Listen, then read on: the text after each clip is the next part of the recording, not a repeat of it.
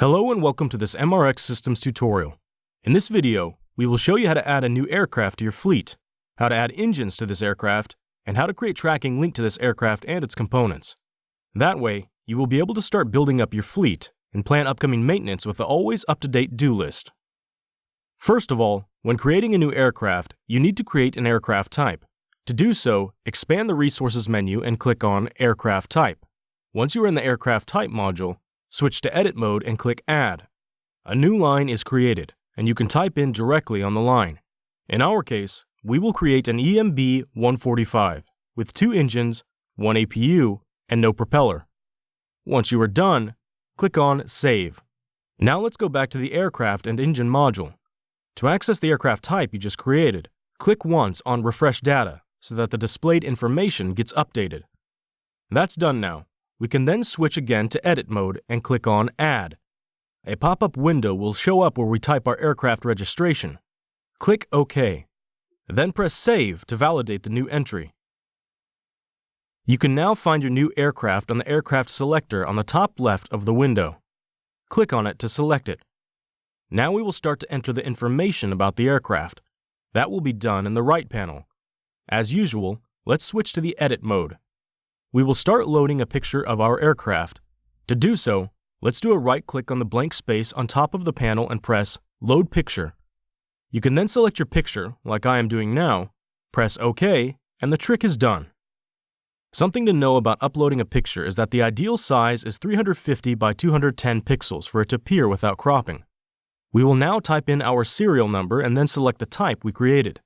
Type Full is in the case there is a specific variant of the aircraft type. It is not our case here, so I will just retype ERJ-145. I will now select the category, Business Jet, and that's it for the general information. As you can see below, the current status is grayed out. The reason behind this is that this is a calculated field. It combines both the status at enrollment and all associated tech logs to update the current status.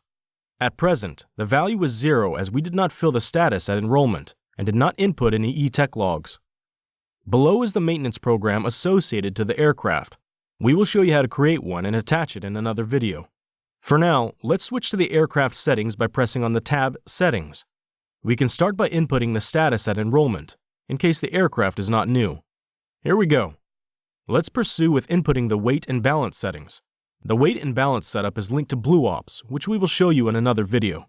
For now, let's input the empty weight, max weight, male mass, female mass, and child mass. Please note that you can select the unit of measure and set it in either pounds or kilograms. This will affect the whole weight and balance settings. Let's now finish by adding the CRS release note.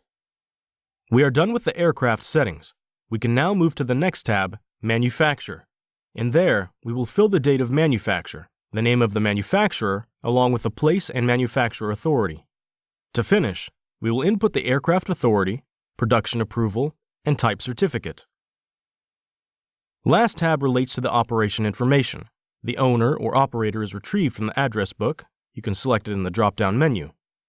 Operation is private transport. Certificate of airworthiness is 1. The MEL is separated, and we will show you how to create one in another video. And to finish, we will input the aircraft performance, cruise speed in knots, and max range in nautical miles. Here we are. We have created an aircraft with all basic information. I will press Save to push all these modifications to the Microsoft Azure cloud. Now that we have created our aircraft, we need to attach some engines to it. To do so, let's switch to the Engine module. In this window, we see all engines relating to the aircraft selected on the top left drop-down menu. In our case, the window is blank since there is no engine yet. Let's change this by switching to Edit mode and press 3 times on the Add button.